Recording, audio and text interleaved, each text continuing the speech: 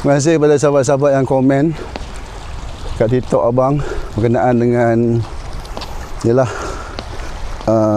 beli emas. Dapat emas tadi, kita masuk Arahnu, dapat duit, kita beli emas lagi 1 gram. Okay, video tu agak viral jugalah. Ramai orang tanya abang nak gandakan emas dengan 1 gram.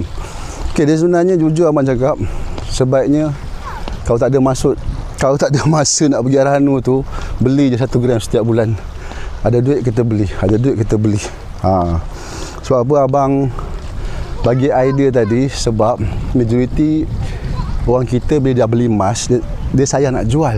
So bila kita dah mula mengenali Arahnu tadi, kita tahu kat mana nak dapat duit. Kita kenal Arahnu tadi bermula dengan 1 gram. So apa ramai orang ingat nak masuk Arahnu ni kena ada beratus-ratus gram. Abang ajak asas tu, sharing idea tadi untuk kita kenal Arahnu, itu saja. Kalau rasa macam bang tak ada masa lah bang, saya nak masuk Arahnu, saya beli je bang, lebih baik disiplinkan diri kita.